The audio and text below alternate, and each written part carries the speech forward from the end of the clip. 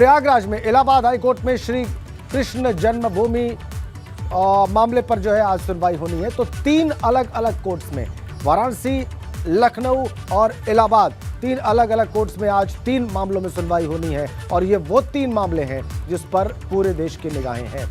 हम फिलहाल आपको वाराणसी लिए चलते हैं, सिविल कोर्ट, जहां पर इस वक्त हमारे संवाददाता नीतीश पांडे मौजूद हैं, जो लगातार पिछले दिनों सुनवाई की अपडेट आपको इसी कोर्ट से देते रहे हैं। यहां पर अधिवक्ताओं से बात करते रहे हैं और इस केस की पेचीदगियों के बारे में भी एक एक बात, एक एक तथ्य आप तक पहुंचाते रहे हैं। और नीतीश इस वक्त लाइव जुड़े हुए हैं। नीतीश, आज फैसले का दिन है, आज महत्वपूर्ण दिन है। आज कोर्ट जो कहेगा उसके बाद कोई संशय दोनों पक्षों में से किसी को रह नहीं जाना चाहिए और बात स्मूथली आगे बढ़नी चाहिए, ऐसी उम्मीद सभी कर सकते हैं। 12 बजे का वक्त था, क्या जानकारी मिल रही है आपको? राजेंद्र जी, जो अधिवक्ता हैं वो पहुंच चुके हैं अपनी चौकी पर और सुभाष नंदन जी से हम बात भी करते हैं कि अब कुछ ही क्षण शेष है।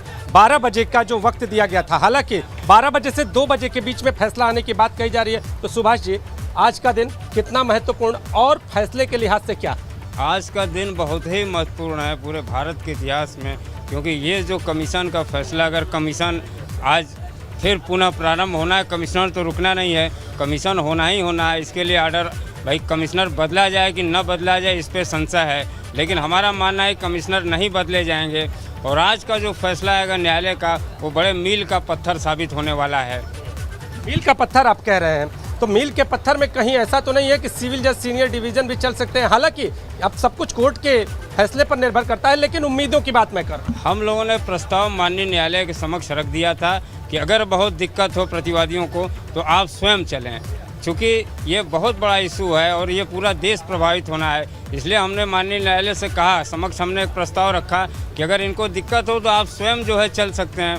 तो माननीय न्यायालय ने कहा कि अगर ऐसी परिस्थिति बनती है तो देखा जाएगा, हो सकता है मैं भी, जबकि ऐसी कोई संभावना नहीं, लेकिन मैं भी हो सकता है कि भाई माननीय न्यायालय स्वयं चलें कमिश्नर साहब के साथ और चल के मौका मुआयना और वीडियो रिकॉर्डिंग में अपना जो है सहयोग करें। सुभाष जी, एक चीज़ जानना चाहेंगे कि जिस तरह से प्रतिवादी पक्ष इस पूरे मामले को, इस पूरे सर्वे को लेकर तमाम तरह की दलीलें दे रहा था, वो कह रहा था कि जो चौहद्दी है वो डिसाइड नहीं है, तो इसमें आप लोगों ने क्या पक्ष रखा है अब की बारी?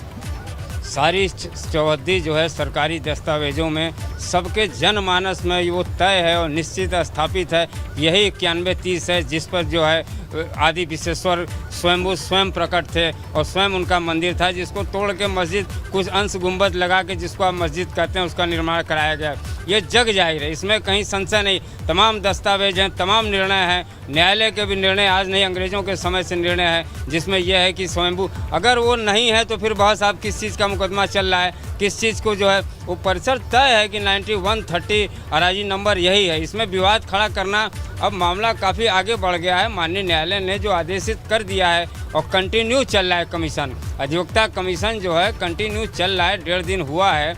और ये सारे पक्ष लेकर विपक्ष जो है, प्रतिवादी जो है, माननीय उच्च न्यायालय हाईकोर्ट के समक्ष भी गए थे। उन्होंने भी विरोध किया था कि नहीं, इस कमीशन को रुकवाया जाए, इस पर स्टे दिया जाए। लेकिन माननीय न्यायालय हाईकोर्ट ने, उच्च न्यायालय ने सभी तथ्यों को सुनने के बाद, सारे साक्ष्यों को देखने के बाद उनके प्रतिवाद को उन्होंने खारिज कर दिया और कहा कि नहीं,